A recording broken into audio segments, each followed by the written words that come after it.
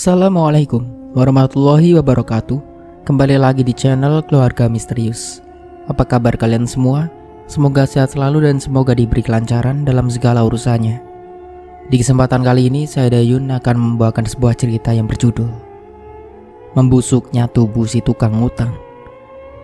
Cerita ini ditulis oleh akun Facebook bernama Naila Nur Fajria. Bagaimana dan seperti apa kelengkapan ceritanya? Tentunya tahu sebelum lama-lama, langsung saja kita masuk ke ceritanya.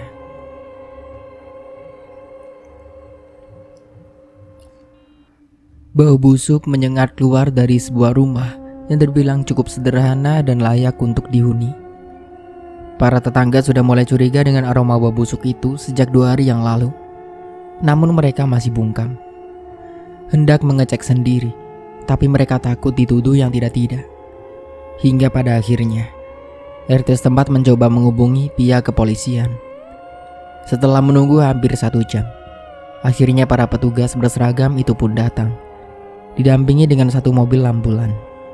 Mereka langsung menanyai perihal kejadian tersebut kepada salah satu warga. "Tidak tahu saya, Pak. Saya mencoba membuka pintunya, tapi tidak saya dobrak karena takut dikira maling. Pada saat itu pintu rumah sepertinya dikunci dari dalam." Begitulah penuturannya. Komandan mereka langsung menyuruh anak buahnya untuk turun tangan, mendobrak pintu rumah tersebut untuk mengetahui kejadian di dalamnya. Alhasil setelah pintu didobrak, terlihatlah di situ sosok jasad dengan bau yang sangat menyengat, tergeletak begitu saja dengan keadaan yang sungguh mengerikan. Lidahnya menjulur keluar, tangan satunya terpelintir ke belakang, perutnya juga membesar seperti orang hamil 7 bulan. Dan di sekujur tubuhnya banyak sekali ulat-ulat yang menggeliat beramburan kemana-mana. "Astagfirullahaladzim, Yutarmi!" Warga langsung berteriak setelah mengetahui bahwa tetangganya yang bernama Tarmi meninggal tanpa ada yang mengetahui sebab dari kematiannya. Petugas medis langsung mengenakan masker mereka dan segera mengambil kantong jenazah untuk mengevakuasi mayatnya. "Apakah di sini hanya beliau saja yang tinggal?" tanya pria berseragam itu kepada salah seorang warga. "Ada, Pak, anaknya. Tapi setahu saya anaknya lagi bekerja di luar kota. Nggak tahu di kota mana. Almarhum nggak pernah menceritakannya," tuturnya. "Ada nomor kontak yang bisa dihubungi dari pihak keluarganya mungkin?" ujar petugas kepolisian itu kembali. Warga di sana sepakat menggeleng. "Tidak ada, Pak. Adapun saya tidak punya nomornya. Kami juga tidak sedekat itu dengan almarhumah dan keluarganya," paparnya lagi. "Apa di antara ibu ini tahu bagaimana penyebab kematiannya?" Polisi itu terus memberikan pertanyaan lagi untuk menggorek tentang kematian jenazah secara detailnya. "Maaf, Pak, kami tidak tahu. Terakhir almarhumah punya utang saya. Bahkan utangnya ke saya numpuk berjuta-juta tapi tidak dibayar. Tidak sama saya saja. Tanya aja sama warga yang lainnya. Pasti jawabannya sama," celetuk warga yang lainnya yang menyauti perbincangan mereka. Yang lain mengatupkan tangannya, memberi kode agar ia diam dan menjaga bicaranya yang tidak ada sangkut pautnya dengan kematian almarhumah di depan anggota kepolisian. "Baiklah kalau begitu. Kalau begitu saya dan yang lainnya pamit dulu. Nanti jika ada pihak dari keluarga almarhum menghubungi, mohon segera kasih tahu kami. Terima kasih." Setelah itu mereka pun pergi. Berikut dengan petugas ambulan yang membawa jenazah Tarmi. "Gimana ini?" ucap seorang warga. "Gimana apanya?" tanya yang lain. "Ya utangnya ke kita lah. Kalian kan juga tahu dan merasakan sendiri. Tahu-tahu dia udah meninggal dan kita sama sekali tidak ada yang mengetahuinya," sahutnya kemudian dengan nada setengah jengkel. "Namanya juga umur, nggak ada yang tahu yuk," seru mereka. "Ya juga sih. Tapi apa kalian rela dengan utangnya yang udah menumpuk dan nggak dibayar itu? Terus kita nagihnya ke siapa? Sedangkan si Wanto, kita juga nggak tahu kerjanya apa dan di mana." Ia masih tak rela dengan kepergian mendadak Tarmi yang masih meninggalkan setumpuk utang padanya. Bukan hanya dengannya saja, Bahkan juga dengan warga yang lain juga begitu. Saat itu, Tarmi pernah mengutang pada Warni dengan jumlah yang tidak sedikit. Alasannya untuk memeriksa kesehatannya, yang katanya diserang diabetes. Tarmi menuturkan bahwa saat itu juga ia membutuhkan biaya untuk berobat. "Ayolah War, tolongin aku," desaknya. Padahal sebelumnya Warni telah mengatakan bahwa ia tidak mempunyai banyak uang. Dirinya hanya punya sebuah tabungan untuk membayar kebutuhan biaya sekolah anaknya di bulan berikutnya nanti. "Begini saja, bagaimana kalau tabunganmu itu kupinjam dulu? Sebulan lagi deh aku balikin," bujuknya lagi. Warni berpikir keras, tanpa minta izin dulu kepada suaminya, dan juga melihat wajah melas Tarmi. Akhirnya Warni pun termakan rayuannya. Ia pun langsung mengambil celengan berbentuk ayam yang terbuat dari tanah liat itu dari balik biliknya. Kemudian membawanya keluar dan langsung dipecahkannya. Dengan berat hati, akhirnya celengan itu terlempar ke tanah, memperlihatkan pecahan uang campuran. Ada yang 50.000, 20.000, 10.000, hingga ratusan ribu. Semua terkumpul menjadi satu dalam celengan yang baru dipecahkannya tadi. "Wah, gak nyangka, ternyata si Warni pinter juga nabungnya," batin Tarmi berucap. Matanya langsung hijau ketika melihat uang. Tatapannya yang malas budi berubah menjadi semangat. Tanpa meminta izin dulu kepada pemilik uang tersebut, Tarmi langsung turun tangan ikut memunguti pecahan uang itu, yang semuanya belum dihitung oleh Warni. Warni pun hanya bisa menggeleng melihat tingkah lakunya.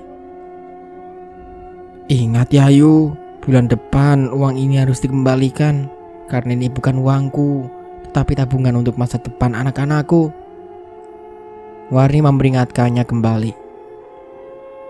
Ya, beres kalau soal itu," balasnya dengan gampang.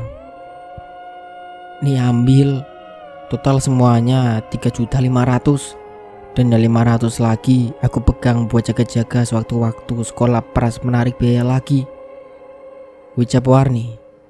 Ia pun memberikan uang hasil tabungan masa depan anaknya itu kepada Tarmi. Jumlahnya lumayan, sekitar 4 jutaan. Dan yang diberikan kepada Tarmi sebesar 3.500.000. 500 lagi ia simpan sendiri. Tanpa mengucap terima kasih, Tarmi pun langsung pergi meninggalkan rumah Warni sembari menghitung kembali pecahan uang yang sekarang sudah berada di genggamannya. Beberapa jam setelahnya, dalam genggaman tangan Tarmi terdapat beberapa tas belanjaan. Entah apa isinya. Ia seperti berjalan mengendap serta melirik kanan dan kiri untuk memastikan situasi. Tarmi lalu mengelus dada. Setelah dirasa situasi dirasa aman, ia langsung segera berlari dan masuk ke dalam rumah. Wanita berumur 40 tahun itu langsung membuka tas belanjaannya dan mengamburkan seluruh isinya. Ada baju, lipstik, tas, sepatu, dan masih banyak lagi. Ia mencoba semua barang yang baru dibelinya. Berkaca di depan cermin layaknya seorang remaja, kemudian memutar-mutar badannya bak seorang tuan putri sembari mengepaskan pakaiannya. "Lumayan lah, bisa buat ganti tiap hari nih daster. Gak sia-sia tadi aku membujuk si Warni. Kalau ndak gitu, nunggu kiriman dari Wanto, pasti harus nunggu berbulan-bulan lagi. Kan lama. Mana bisa aku hidup tanpa berfoya-foya," ucapnya dengan senyum nyengir. Tak berselang lama, pintu rumahnya diketuk seseorang. Tarmi langsung gelagapan. Ia langsung membereskan semuanya dan menyembunyikan barang yang dibelinya tadi di lemarinya. "Jangan-jangan si Warni tuh. Wah, harus kusingkirkan semua ini. Mampus aku kalau dia sampai tahu," tumelnya. Setelah semuanya rapi, ia lalu berjalan menuju arah depan untuk membukakan pintu. Nampak di sana telah berdiri 2 orang pria bertubuh kekar, berjaket hitam serta membawa sebuah buku seperti buku catatan. "Bu, sudah tanggal berapa ini? Masa tiap bulan nunggak terus? Kapan lunasnya kalau begini?" Omel salah satu dari pria garang tersebut padanya. Rupanya mereka datang untuk menagih utang. "Maaf Pak, tapi memang uangnya masih belum ada," Minta waktu sebulan lagi deh, janji semuanya akan kulunasi, ujarnya dengan mengatupkan tangan. Waktu lagi? Saya sudah sabar loh Bu. Bahkan Ibu minta tempo waktu selama 2 bulan sudah saya turuti. Dan sekarang sudah jatuh tempo, mau minta waktu lagi? Maaf Bu, tidak bisa. Hari ini utang Ibu harus lunas, sentaknya dengan tegas. Waduh, bagaimana ini? Bisa-bisa aku diusir dari rumahku sendiri. Setelah membatin, Tarmi nampak merogoh saku bajunya. Nih, adanya tinggal ini. Kalau mau bawa aja dulu, sisanya akan kulunasi cepatnya, serunya dengan menyongkongkan bibir. Cuma 500.000. Pria itu masih merasa tidak puas dengan uang yang diberikan oleh Tarmi padanya. Hutang Ibu 10 juta lebih loh. Ini belum termasuk sama bunganya juga. Mana cukup uang segini? Protesnya. Mau tidak? Adanya yang itu. Kalau tidak mau, sini balikin uang itu, ucap Tarmi sewot. Udahlah, terima aja. Daripada dia tidak membayar sama sekali seperti kemarin kan? Seru teman pria tersebut. Lalu ia mengangguk setuju, meskipun dengan berat hati. Ya sudah, besok saya tidak mau tahu. Semuanya harus lunas. Tidak ada jangka tempoan lagi, ucap pria garang itu sembari memasukkan uang 500.000 ke dalam saku celananya. Kemudian dua orang itu pergi tanpa permisi dan meninggalkan rumah Tarmi dengan kecewa. Buru-buru setelah itu, Tarmi langsung membatin pintu rumahnya dan menguncinya dari dalam.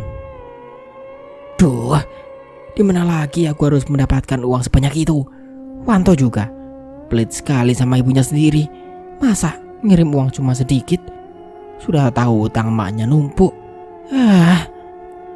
Tarmi terus menggerutu, lalu merebahkan dirinya di ranjang dan terus tidur.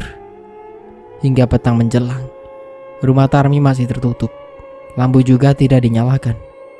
Tetangga rumahnya yang takut terjadi apa-apa langsung mengetuk pintu rumah untuk memastikan keadaannya. Kula nuwun, yuk. Masih belum ada jawaban dari dalam. Tak mau ambil pusing, Bu Lasri pun berniat kembali ke rumahnya. Namun beberapa menit kemudian, dengan mulut menguap, Tarmi baru membuka pintu rumahnya. Oh kamu toh, ada apa? Serunya dengan berjalan malas ke arah Bu Lasri. Ada apa-apa yuk? Tadi aku lihat lampu rumah kok masih padam. Kirain di rumah ada orang. Takut juga yuk Tarmi kenapa-napa. Soalnya kan hanya tinggal sendirian. Balasnya. Sudah, cuman itu tok. Bukannya berterima kasih karena ada yang membangunkan, Tarmi malah menjawab dengan omongan yang kurang enak. Oh ya yuk, sekalian mau mengingatkan kalau besok waktunya bayar arisan. Ya Tarmi kan bulan lalu memang kocokan tanpa membayar. Nah, besok jangan lupa ya yuk, bayar utangnya yang kemarin, suruh Lasri belak-belakan. Nampaknya ia sengaja menyindirnya, karena Tarmi selalu menghindar ketika utangnya ditagih. Bibir Tarmi langsung moncong ketika mendengar utangnya yang kian numpuk kepada beberapa warga kampung. Wanita itu segera lekas masuk ke dalam setelah menyalakan lampu dan berbincang dengan Lasri. Tarmi berjalan malas menuju dapur, kemudian mengambil piring yang diisi dengan nasi, lalu duduk di kursi kayu. Makanku saja pakai ikan asin, boro-boro buat bayar utang. Masak baju yang kubeli tadi harus kujual lagi, celotehnya. Baru aja menikmati masa-masa belanja setelah sekian lama, sekarang harus pusing lagi mikirin utang. Kalau hidup tidak bikin happy, ya bisa-bisa malah stres aku ini. Andai dulu aku nikah dengan Darman, suaminya Lasri, pasti hidupku akan tercukupi. Bodohnya aku karena memilih laki yang penyakitan itu. Mana mati gak ninggalin apa-apa lagi. Semasa hidupnya juga banyak biaya yang dikeluarin buat bayar rumah sakit. Kini ia menyangga kepalanya dengan satu tangannya. Mulutnya tiada henti menjerocos. Punya anak satu juga pelit sekali. Kirim uangnya sedikit, cukup buat makan sehari-hari doang. Terus kapan aku belanjanya? Kalau bukan dari uang hasil ngutang sana sini. Rasanya ndak nafsu makan hari ini karena banyaknya nagih utang. Tarmi bangkit sembari mendorong piring madanya makan tadi. Makanannya juga tidak dihabiskan. Setelah mencuci tangan, Tarmi pun kembali duduk. Setelah berpikir sejenak, oh iya, apa aku pinjam uang saja ya sama juragan sapi itu? Siapa tahu dikasih. Untung-untung kalau masih sisanya bisa buat happy lagi deh. Kini ia hanya memiliki satu jalan, yaitu dengan mengutang lagi. Kali ini targetnya adalah seorang lintah darat, satu-satunya juragan sapi di kampungnya yang kaya raya. Ia kerap sekali meminjamkan uang kepada warga miskin, namun dengan bunga yang sangat tinggi. Selepas azan Isya, Tarmi langsung berangkat ke rumah yang dituju untuk meminjam uang. Kebetulan pada malam itu, Juragan Rahman sedang ada di teras. Agaknya tengah menikmati secangkir kopi. "Kulo nuwun kan?" sapa Tarmi yang bertamu malam-malam. Pria itu menoleh. "Ya, oh Bu Tarmi rupanya. Ada apa? Kok tumben kesini malam-malam?" tanyanya yang enggan beranjak dari duduknya. Bibirnya masih asyik menyeduh minuman panas yang ada di genggamannya. Dengan muka memelas, langkah demi langkah, Tarmi mulai menaiki anak tangga. Lalu tanpa sungkan duduk di kursi yang bersebelahan dengan Rahman. Hanya dibatasi dengan meja kotak kecil di samping mereka. "Begini kan maksud kedatangan saya kemari. Hendak mengatakan, namun Tarmi merasa sungkan dan takut. Karena sebelumnya memang ia belum pernah berutang pada lintah darat itu. "Kenapa? Masalah ekonomi? Butuh berapa duit?" Ternyata ia paham akan maksud kedatangan Tarmi kemari. Tarmi hanya bisa nyengir sembari menunduk malu. "Katakan, butuhmu berapa?" ucap juragan itu dengan tegas. Ia bangkit dari duduknya dengan berkacak pinggang. Tak lupa dengan menghisap rokok yang terselip di jemari tangannya. Ya kalau ada saya mau pinjam 50 juta buat nutup utang-utang yang telah lalu juga," ungkapnya. "Wah, banyak ya. Jadi ceritanya gali lubang tutup lubang ya, Bu?" Lelaki itu menggeleng sembari cengengesan. "Boleh aja, tapi harus ada jaminannya kalau nominalnya sebesar itu." Ia mengajukan persyaratan. "Jaminan?" Sejenak kata-kata itu membuat Tarmi berpikir. Hanya satu-satunya ialah rumahnya. Jika ia masih tetap kekeh untuk meminjam dengan nominal sebanyak itu, maka dengan rela hati dirinya harus memberikan sertifikat rumah tersebut kepada Juragan Rahman. "Bagaimana? Jangan lama-lama mikirnya. Ini sudah larut malam dan saya juga butuh beristirahat," seru pria itu. Iya Juragan, saya hanya punya sertifikat rumah, tidak ada yang lainnya. Besok pagi akan saya antarkan kemari." Dan akhirnya keputusan Tarmi pun sudah bulat. Demi segebok uang 50 juta, ia rela menggadaikan satu-satunya tempatnya bernaung. Tak pernah memikirkan jika dirinya tidak sanggup untuk membayar semua utangnya, dan rumah itu akan melayang menjadi milik sang lintah darat itu. Yang ada di pikirannya hanyalah uang dan uang. Keduanya sepakat dengan perjanjian yang telah mereka buat malam itu. Paginya Juragan Rahman menyuruh anak buahnya untuk mengambil sertifikat rumah milik Tarmi, sekaligus mengantarkan kas uang yang diminta Tarmi tadi malam kepadanya. Pucuti cinta ulang pun tiba. Keduanya saling bertemu di teras rumah, tepat pada Tarmi hendak mengantarkan sepucuk lembaran yang ada di tangannya ke rumah juragan sapi itu. "Permisi Bu, saya mau mengantarkan ini," sambil memberikan tas berisi uang. "Disuruh juragan sekalian mau mengambil sertifikat rumah ini," ujar pemuda suruhan Rahman padanya. Tarmi melirik kanan kirinya, takut jika percakapannya didengar tetangga. Setelah dirasa aman, ia pun segera memberikan sertifikat itu kepada anak buah Rahman. Lalu dengan cepat, tangannya merampas tas berisi uang itu. "Bilang makasih sama juragan ya." Ia pun langsung bergerak cepat memasuki rumah dan menutup pintunya. Pemuda suruhan Rahman hanya menggeleng. Setelah itu pergi meninggalkan halaman rumah Tarmi. Matanya membelalak. Dekapannya semakin kuat pada tas berisi uang itu. Seketika netranya berubah menjadi hijau setelah tas itu dibuka. Lembaran uang gepokan ratusan ribu tanpa diikat berada dalam tas itu.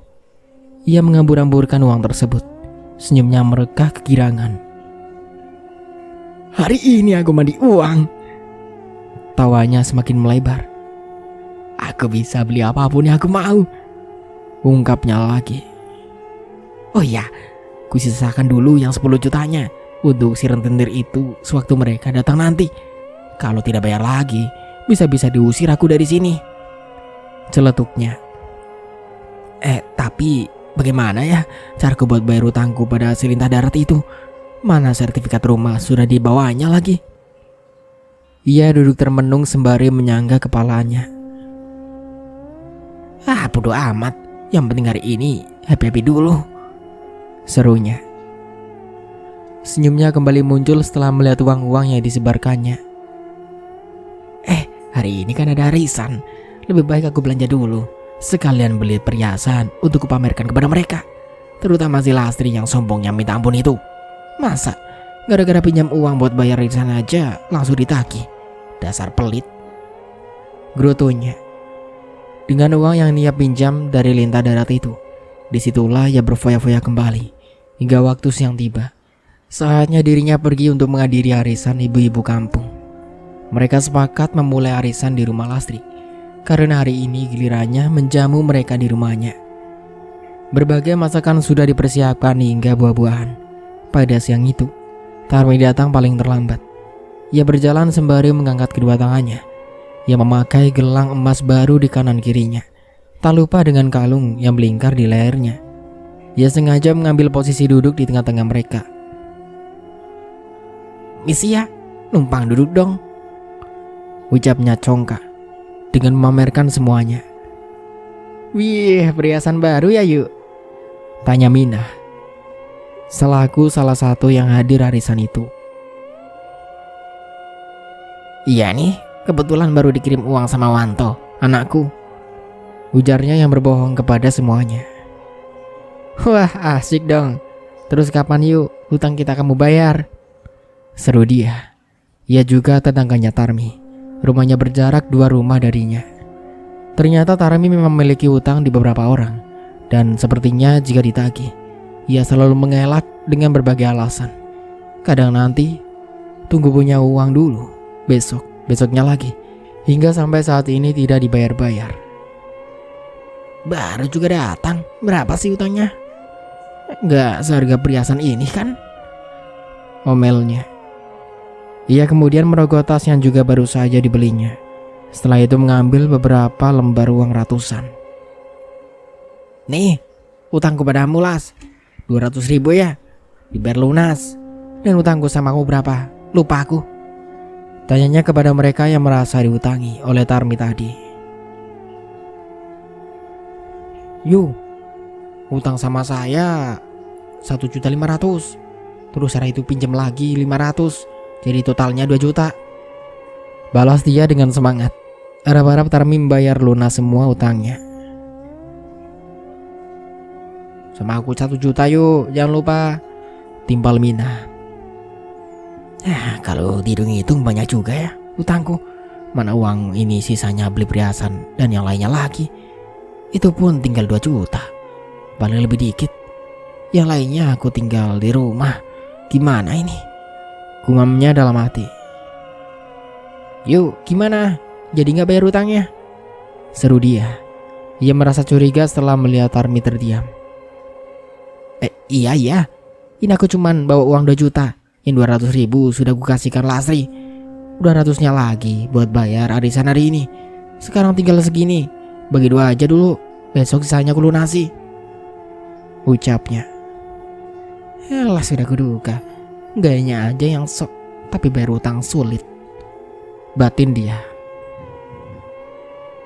Ya sudahlah, tidak apa-apa. Yang penting besok jangan pura-pura lupa lagi, ayo, seru dia yang memperingatkannya. Tarmi memonyongkan bibir setelah merasa dirinya tersindir oleh ucapan dia. Acara arisan berlangsung dengan heboh, dan hari itu giliran dia yang menjadi pemenangnya. Setelah arisan dikocok, ternyata namanya lah yang keluar. Alhasil dari 20 orang yang hadir di sana, uang arisan sejumlah 4 juta menjadi miliknya. Per orang ditargetkan membayar sejumlah 200.000. Jadi jumlah yang dia dapatkan sebesar 4 jutaan. Setelah arisan selesai, mereka membubarkan diri masing-masing dan berpamitan pulang kepada Lastri. Sepanjang perjalanan mulut Tarmi hanya manyun. Beruntung sekali di hari ini, udah berhasil nagih utangnya pada aku. Terus arisan hari ini dia juga yang dapat. Seperti ketiban durian aja dia, dumbalnya. Belum selesai menggerutu, pundak Tarmi ada yang menepuk dari belakang. Ia menoleh. Rupanya 2 orang lelaki yang datang ke rumahnya kemarin kini datang lagi menemuinya untuk menagih janjinya. Mereka adalah 2 rentenir yang ditugaskan untuk menagih utang. Gimana? Uangnya sudah ada kan, Bu? Ucap salah seorang dari 2 lelaki itu. Ya, ada, tapi di rumah, serunya. Ya sudah, ayo, segera diambil uangnya dan dibayarkan kepada kami, supaya hidup ibu juga tenang, tidak terbebani apa-apa, sahut mereka. Tiap yang berutang harus wajib dibayar. Kalau ibu mengidar terus, mau sampai kapanpun ya akan terus kami kejar. Soalnya kami sendiri juga mendapat utusan langsung dari atasan. Kalau pulang dengan tangan kosong tanpa bawa apa-apa, atau beralasan tidak jelas untuk menutupi kalau utang-utang warga seperti ibu ini yang belum dibayar, lama-kelamaan kita pasti kena teguran juga. Maka dari itu, tolong ya Bu, jangan menghindar lagi dan beralasan apapun. Segera bayar tuntas utangnya hari ini juga, berikut dengan bunganya, imbu mereka lagi. Iya, tidak perlu diingatkan berkali-kali, aku juga sudah tahu. Mari, ikut aku ke rumah. Tarmi berjalan dengan malas, bibirnya semakin memoncong maju. 2 rentenir penagih itu menunggu di depan rumah. Selama beberapa menit, Tarmi telah kembali dengan membawa sekepok uang sejumlah 10 juta. Ia langsung menyerahkannya kepada mereka.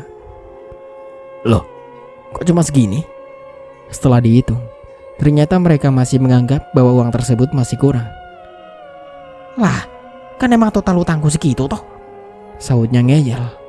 Ia masih kekeh bahwa hutangnya saat ini sudah ia lunasi semua. Ya emang, tapi kan semua itu ada bunganya, mana? Balas laki berbadan kekar itu dengan ketus. Masih untung gue bayar, nggak ada, uangnya udah habis. Kalau mau ya tunggu sebulan lagi sampai anakku ngirim duit lagi, baru aku bayar bunganya. Tarmi mencari alasan lagi, padahal di dalam sana sisa uangnya masih ada. Ya udahlah bro, daripada dia nggak bayar kan, yuk pergi, masih banyak yang harus kita tagih juga, seru temannya. Lain kali jangan berutang lagi ya Bu, situ yang utang, situ juga yang marah-marah, ribet, bikin puyeng aja, cecarnya. Setelah itu, mereka pergi meninggalkan halaman rumah Tarmi. Melihat mereka sudah tak nampak batang hidungnya lagi, Tarmi pun segera tutup rapat pintu rumahnya. Namun tak berselang lama, pintu rumahnya diketuk kembali oleh seseorang. Untuk sementara aku cukupkan dulu ceritanya sampai di sini. Sampai jumpa kembali di part berikutnya. Saya Dayun pamit undur diri. Kurang lebihnya mohon maaf. Wassalamualaikum warahmatullahi wabarakatuh.